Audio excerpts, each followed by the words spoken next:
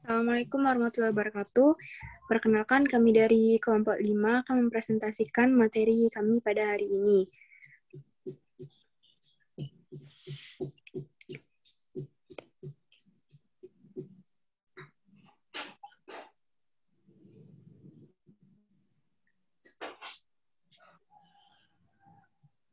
Baiklah, materi kami pada hari ini itu berkenaan mengenai administrasi kepustakaan sekolah.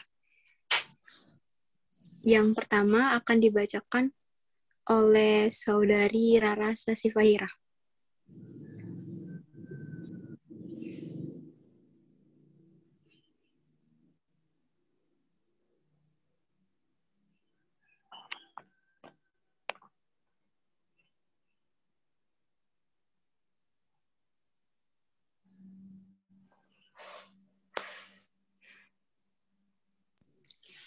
Kepada Saudari Rara, kami persilakan.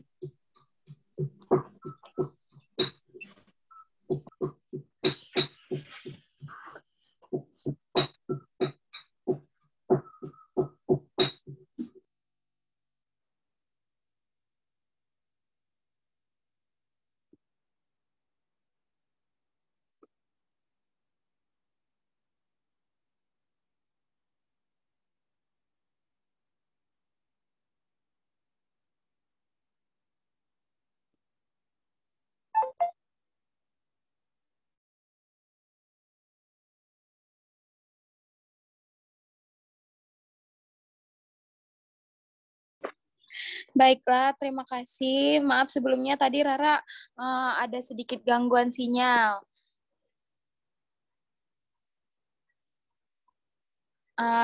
Jadi saya akan membacakan tentang definisi perpustakaan. Secara tradisional, arti perpustakaan adalah sebuah koleksi buku dan majalah, walaupun dapat juga diartikan sebagai koleksi pribadi perseorangan, namun lebih umum dikenal sebagai sebuah koleksi besar yang dibiayai dan dioperasikan oleh sebuah kota atau institusi yang dimanfaatkan oleh masyarakat yang rata-rata tidak mampu membeli sekian banyak buku atas biaya sendiri. Secara modern, perpustakaan diartikan sebagai sarana menyimpan koleksi buku, digunakan untuk menyimpan data yang sebagian besar berbentuk digital dan diakses melalui komputer atau digital library. Yang selanjutnya ada fungsi perpustakaan sekolah. Jadi fungsi perpustakaan sekolah itu menurut keputusan Menteri Pendidikan dan Kebudayaan nomor 0103 garing O garing 1981 tanggal 11 Maret 1981 mempunyai fungsi sebagai berikut. Pusat kegiatan belajar mengajar untuk mencapai tujuan pendidikan seperti tercantum dalam kurikulum sekolah, yaitu 1. Pusat penelitian sederhana yang memungkinkan para siswa mengembangkan kreativitas dan imajinasinya. Yang kedua, pusat membaca buku-buku yang bersifat rekreatif dan mengisi waktu luang, yaitu buku-buku hiburan. Terima kasih.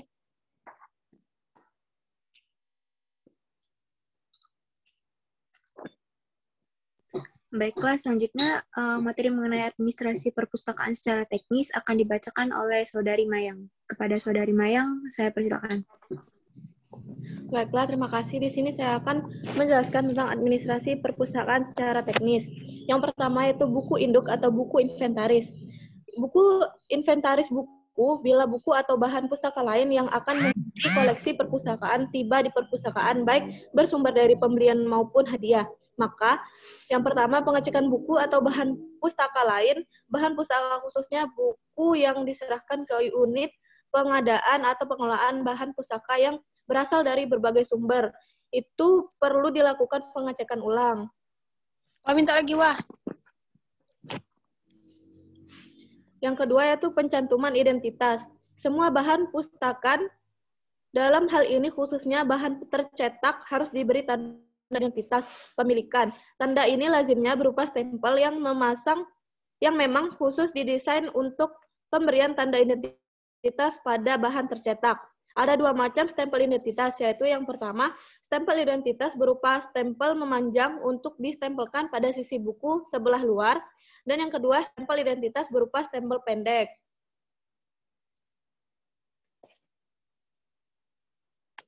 Yang ketiga, pemberian nomor induk. Setelah buku distempel, buku tersebut dicatat dalam buku induk. Buku-buku didaftarkan menurut tanggal terima. Setiap eksemplar buku memiliki nomor urut atau induk tersendiri. Hal ini untuk memudahkan kita mengetahui jumlah koleksi bahan pustaka yang dimiliki perpustakaan.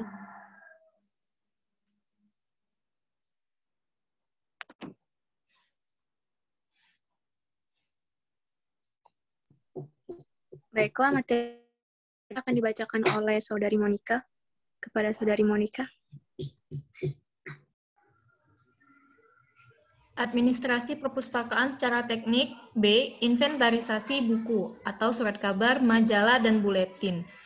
Setiap koleksi berkala yang menjadi milik perpustakaan terlebih dahulu dibubuhi stempel perpustakaan, kemudian didaftar atau diinventaris pada kartu yang dibuat dari karton manila berukuran 23 x 18 cm.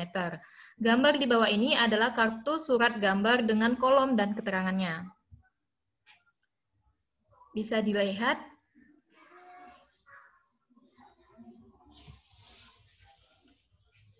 Selanjutnya, C. Inventaris guntingan surat kabar atau majalah atau clipping. Guntingan surat kabar atau majalah hendaknya dihimpun dalam map atau sejenisnya, amplop besar. Pada bagian luar map atau amplop besar diberi catatan mengenai subjek atau bidang ilmu pengetahuan, guntingan tersebut, dan nomor klasifikasi.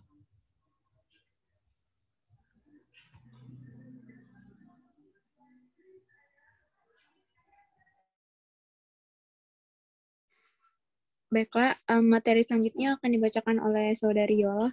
Kepada Saudari Yola, saya persilakan. Baiklah, terima kasih kepada moderator. Materi selanjutnya yang ketiga yaitu mengenai buku peminjam. Buku ini mencatat tentang data peminjam dan buku yang dipinjam di perpustakaan. Buku ini memuat tentang kolom-kolom antara lain.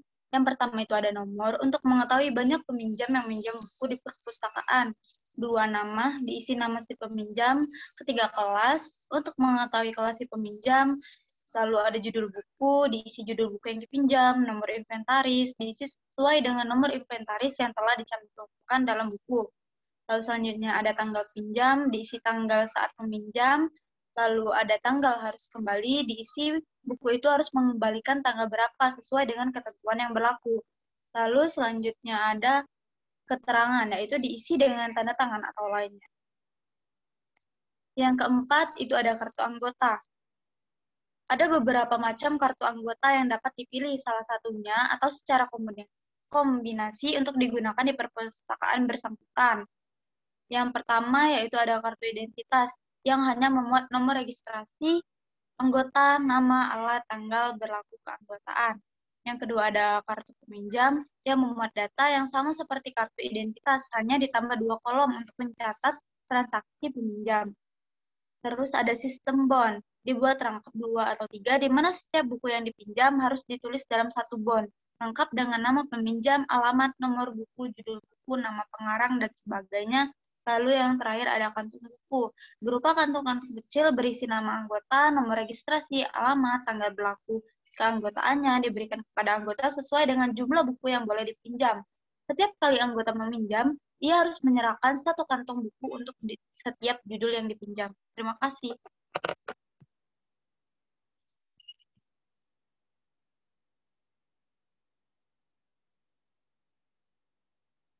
Baiklah, materi selanjutnya akan saya bacakan sendiri. Yang keempat yaitu kartu anggota. Ada beberapa macam kartu anggota yang dapat dipilih salah satunya atau secara kombinasi untuk digunakan di perpustakaan bersangkutan. Yang pertama itu ada kartu identitas yang hanya memuat nomor registrasi anggota, nama, alamat, tanggal berlaku keanggotaan. Yang kedua itu kartu peminjaman yang memuat data yang sama seperti kartu identitas, hanya ditambah 2 kolom untuk mencatat transaksi peminjaman. Yang ketiga itu sistem bond, dibuat rangkap 2 atau 3, di mana setiap buku yang dipinjam harus ditulis dalam 1 bond, lengkap dengan nama peminjam, alamat, nomor buku, judul buku, nama pengarang, dan sebagainya. Next. Yang terakhir itu ada kantong buku, yaitu berupa kantung-kantung kecil berisi nama anggota, nomor registrasi, alamat, tanggal berlaku keanggotaan, diberikan kepada anggota sesuai dengan jumlah buku yang boleh dipinjam. Setiap kali anggota meminjam, ia harus menyerahkan satu kantung buku untuk setiap judul yang dipinjam.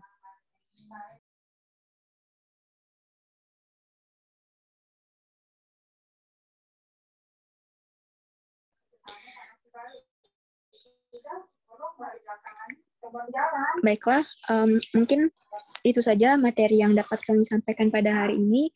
Lebih dan kurangnya kami ucapkan maaf dan terima kasih. Wassalamualaikum warahmatullahi wabarakatuh. Waalaikumsalam warahmatullahi warahmatullahi wabarakatuh. wabarakatuh.